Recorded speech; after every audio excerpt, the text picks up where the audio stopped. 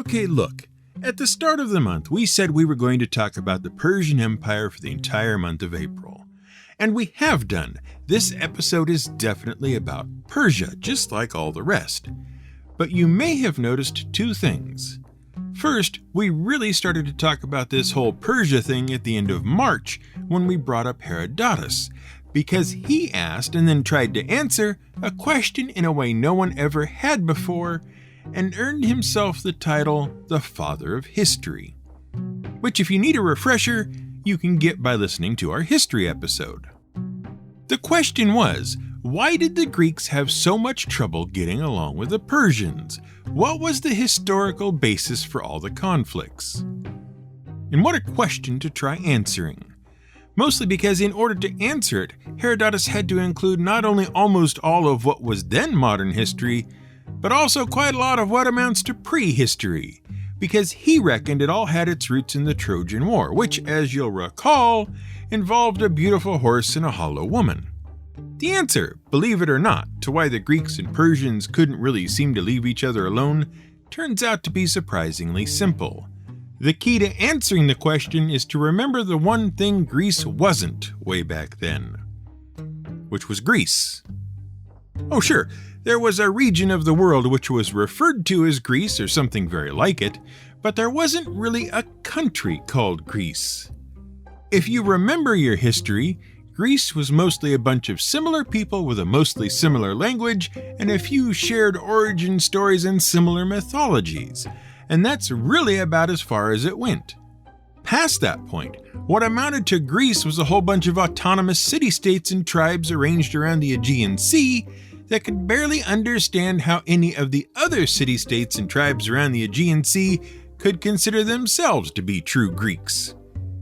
Consider that on the one hand, you had Sparta, a fierce but honorable warrior culture which inspired every other warrior fantasy or sci-fi culture you care to name on TV or in books. And on the other, you had Athens, which was busy writing plays, poems, and stories and trying out the whole democracy alpha test. Calling any particular group of people Greek was an open invitation to hear about how they weren't Greek enough from everyone else who called themselves Greek. Well, this same level of divisiveness swiftly became the standard method of doing business and conducting politics in any given Greek city-state. Athens in particular seemed to be the model for much of the way politics is conducted today. Especially given that in the middle of everything, Athens decided it didn't like kings anymore and it was time to try this hip new democracy thing. Except that no one really understood how it was all supposed to work, and they kept voting people off the island every year when it turned out they didn't democracy enough. Seriously, every year a group of Athenian politicians would be up for a vote depending on who was in and who was out and whether they said all the right words the last time they were on the podium. This wasn't the sort of election you wanted to win, though. Every Athenian citizen got to cast their vote, and the winner, decided by counting pot shards with the nominee's name on them, was given 10 years free exile and kicked out of Athens to make their own way in the world. And we know what you're thinking. If only we could vote politicians we don't like into exile ourselves. How did we not pick up that part of it all? Well, the reason we didn't pick up that part of it was practically the same reason the Greeks and Persians couldn't get along. And we told you it was a surprisingly easy answer to come by. The Greeks were a mess because they all seemed to have different cultures, and their politics were a mess because no one could agree on anything, even the people who agreed to try democracy. And all anyone on the outside had to do was look at Greece to see what a mess it was. Practically every time anyone who had had a bit of clout in Greek politics got sent into exile, among the first things they would try to do was get some sort of alliance going to get back into power.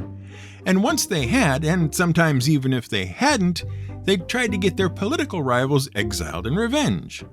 The whole thing meant that Greece was politically weak and vulnerable, and the real trick of continuing to be Greek and not being invaded, subjugated, and taken over by someone else was to cross your fingers really hard and hope no one ever looked your way to notice how bad things really were. Which is why, in about 500 BCE, when the revolting shirt-tail Greeks, the Ionians, popped up and waved goodbye to the Persians, or so they thought, it turned out to be a really bad idea for everyone involved, and meant Darius the Great was going to have to come to Greece and do a marathon. Which is the second thing you may have noticed. We didn't finish Darius's story last week. This is GM Word of the Week, and I'm Fiddleback. You'll know all about marathon, of course. Some Greek ran 26 miles or so in one day, and so we get to have the Olympics. Well, that's certainly the sort of impression you would get if you relied solely on easily quotable facts for your sense of history. In reality, the Battle of Marathon was what people like to refer to as a watershed moment in Greek-Persian relations.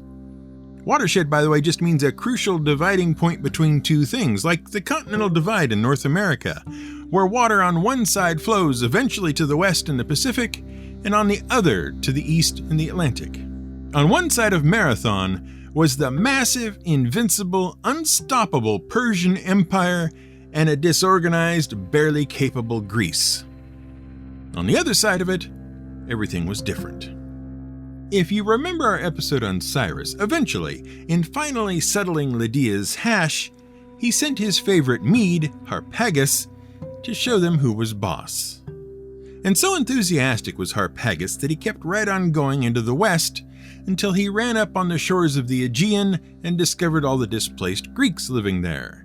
He proceeded to conquer these people, called Ionians, as well, and make them part of the Persian Empire. Well, the problem with that, of course, was that not everyone in the Ionian settlements was entirely on board with the plan. But when you get to looking around and discover there is basically a Persian or a Mede outside every door and window in town, it's hard to argue persuasively that this shouldn't be so. The safest bet is to bide your time and let things calm down a bit before making your case, which is what some of the Ionians did.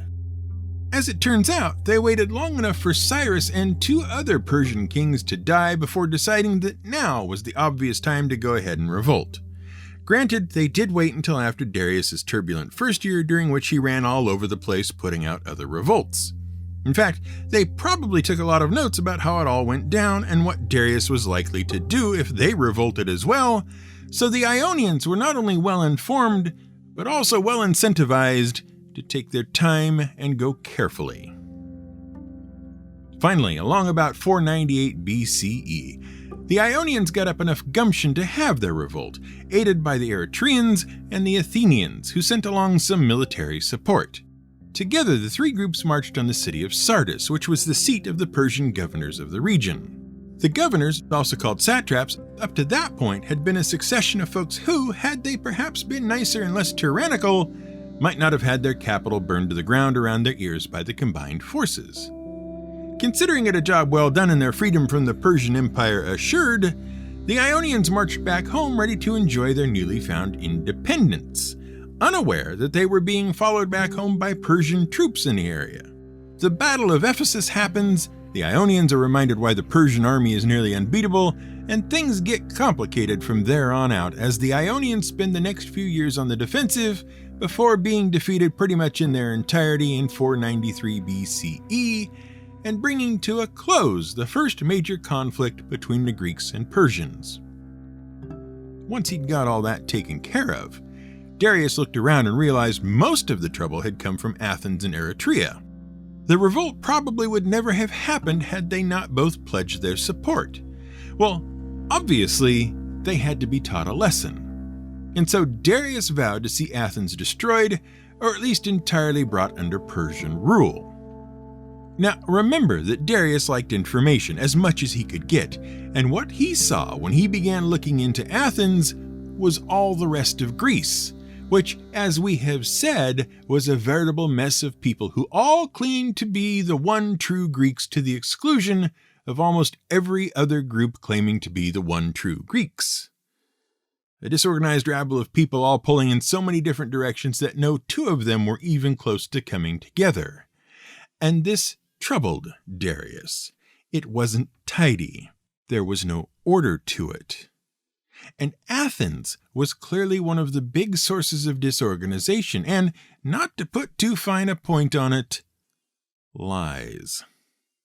And we all learned last episode how Darius felt about lies. All of Greece was too big a mess to be allowed to hang around bothering the Persian Empire unattended. Something had to be done. Well, the first thing Darius did was send envoys all across Greece, who very patiently explained to every city-state they came across that they could join the Persian Empire and enjoy all the benefits it had to offer for the quite reasonable fee of earth and water. See, in Zoroastrianism, earth and water are highly symbolic. From these two things, all others flow. By pledging earth and water to the Persians, it essentially meant that you were giving up your rights to the land and all that it might produce. Giving up earth and water meant that everything, even their lives, would now belong to Persia. Which, for most of the Greek city-states, was just fine. Take it, they said, just give us some of that sweet, sweet Persian peace and prosperity, and since everyone who voluntarily came over to the Persian side got to negotiate the terms and essentially become shareholders in Persia, why would you refuse? Aside from some goods and services sent off to the king every so often, life was largely unchanged because Darius, as you'll remember, was a firm believer in live and let live right up until someone decided to revolt. At which point you had broken your promise. You had lied, and that, as we mentioned, was a very big no-no. So off to Greece go the envoys, and each and very nearly every city-state they came to rolled out the red carpet, presented the requested earth and water, and became part of Persia. Except for two. Legendarily, Sparta refused by pushing the envoys down a well and telling them to look for earth and water there. The only difference from your movie version of things being the script and the fact that it was Darius's envoys and not Xerxes. The other refusal was Athens. Except when they were initially offered it in embassy to Artaphernes, whom you should remember from our previous episode and who was now the governor of Ionia and Sardis, and frankly doing a much better job of it than had been done previously, the Athenian embassy accepted. The ambassadors agreed to the offering. Earth and water? Sure, don't mind if we do.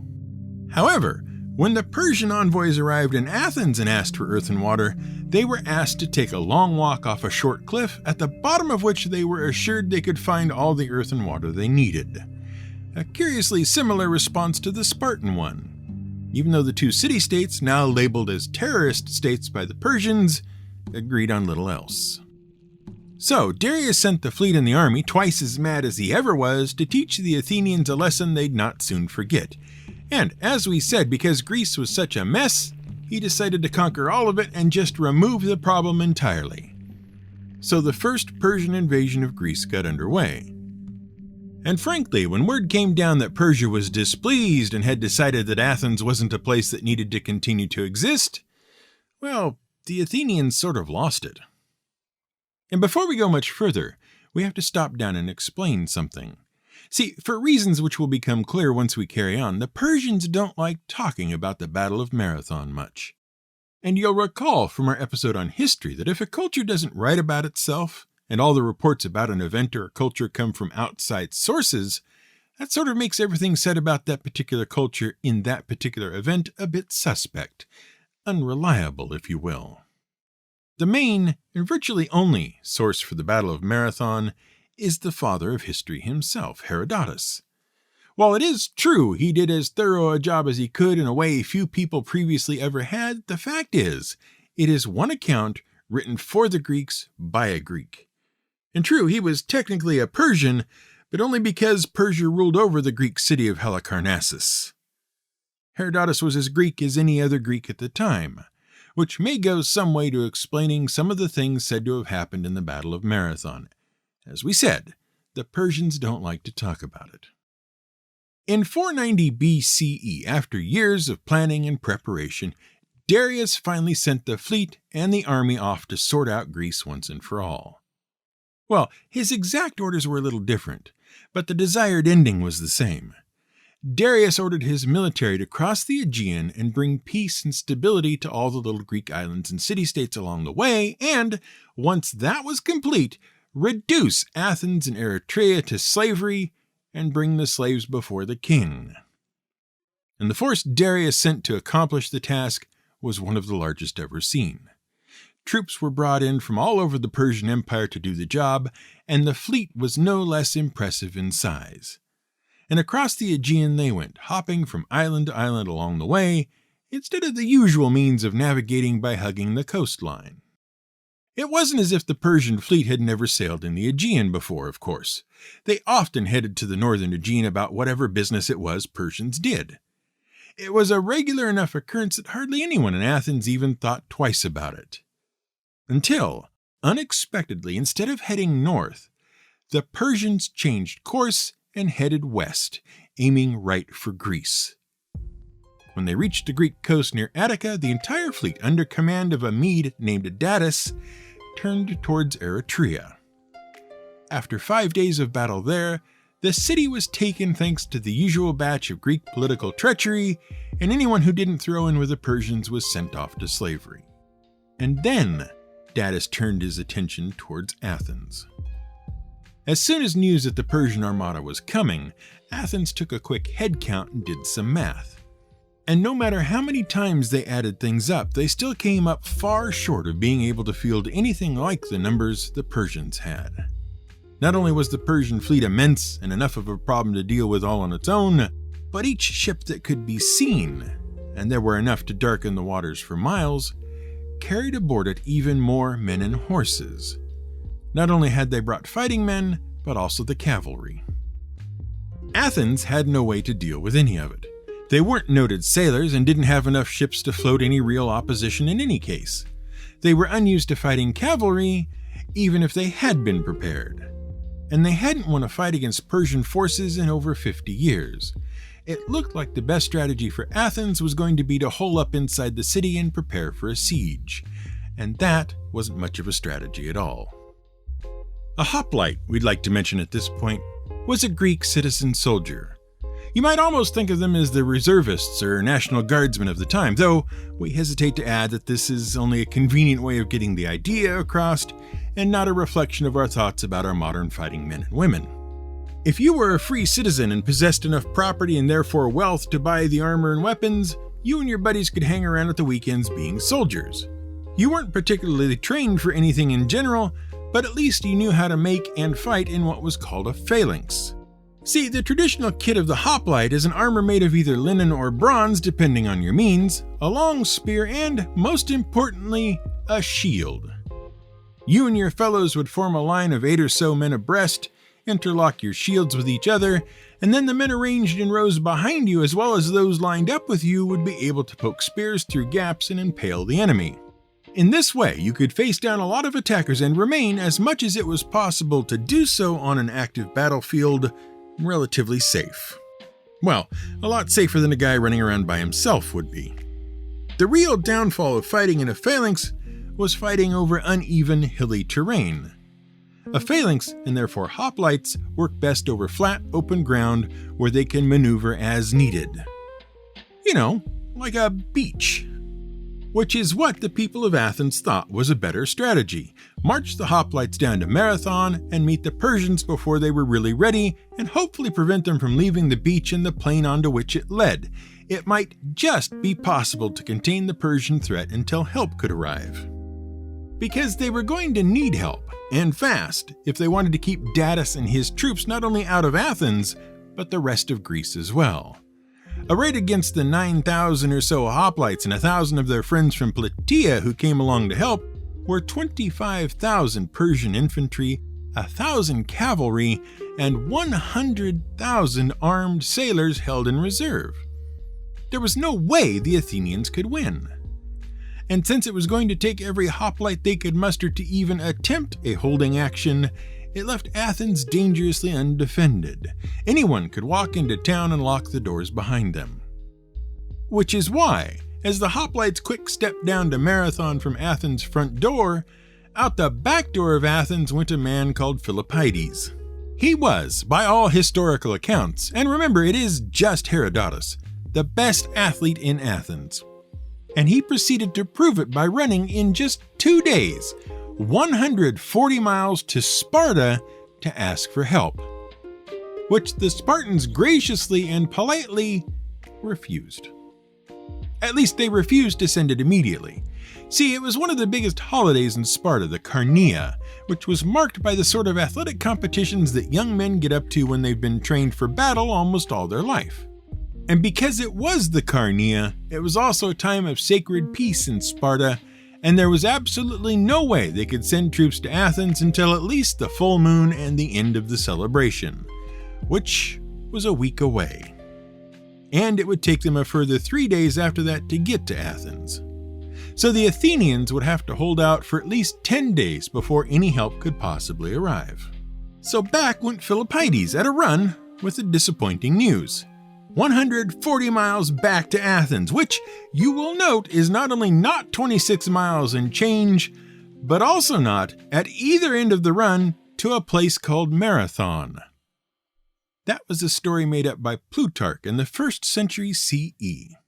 However, what we are absolutely assured did happen really, truly on Philippides' return run was that someone called him by name, and that someone turned out to be the god Pan. Pan was curious to know why the Athenians did not honor him prior to the battle. Philippides could only assure the god that they certainly would from here on out, and apparently satisfied, Pan went off to see how things were going. We can only imagine what state of mind Philippides was in after 2 140-mile back-to-back runs if he was starting to see goat-legged, horn-headed, pipe-playing gods out in the wilds. Meanwhile, back at the actual marathon, the 2 sides in the epic battle about to take place were standing around staring at each other. Neither one wanted to make the first move. The Athenians because they were hoping for more help, and the Persians because they really weren't sure of themselves, mostly. There were, to be fair, an awful lot of spears out there pointed at them.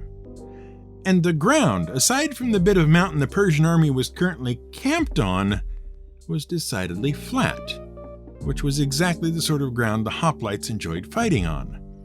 Plus, in between the mountain and the flatland was this marsh that was really going to cause some havoc among the cavalry if they had to move first and try to get through it. Chances were the Greeks would get to them first. So really, it was best for both sides if nothing really happened just yet. And perhaps, disappointingly, that's where we leave the story.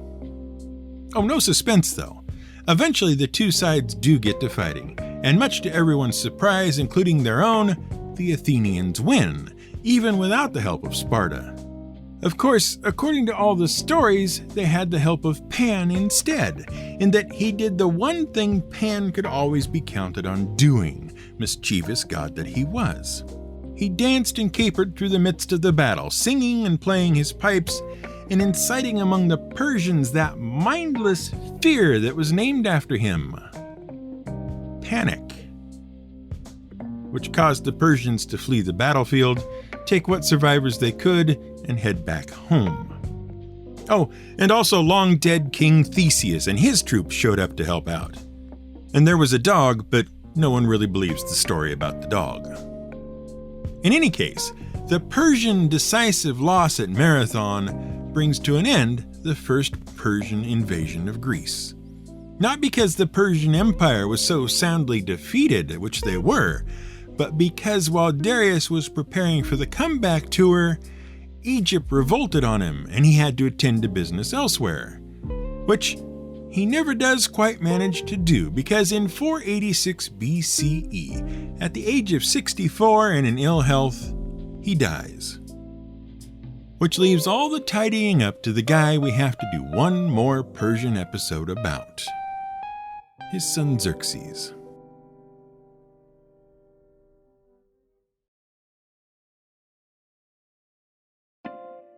Thanks for listening to the 4th part in an increasingly poorly named 4-part series made up of 6 parts about Persia.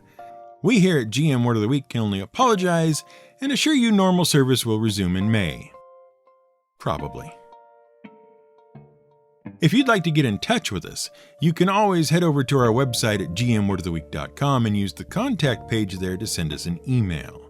We've received a couple of notes from you folks this month, which we will be ever so delighted to address during our May episodes. So there's that to look forward to. While you're there, and presuming you've enjoyed the show so far, head over to our support page and let us know how you really feel by selecting one of the options you'll find there and contributing to our ongoing success. Patreon has all the goodies, but that doesn't always suit everyone, so take your choice. We'll be happy to have it any way you care to provide it. Persian Fire was once again invaluable. In case you haven't heard, it was written by Tom Holland, and we'll have a link to it in the show description. This episode was researched, written, and produced by Brian. 140 miles in 4 days seems a bit much, don't you think? Casey. Music was provided by Blue Dot Sessions. In this battle of Marathon there died, of the barbarians, about 6,400 men, and of the Athenians, 192. Those were the numbers of the fallen on both sides.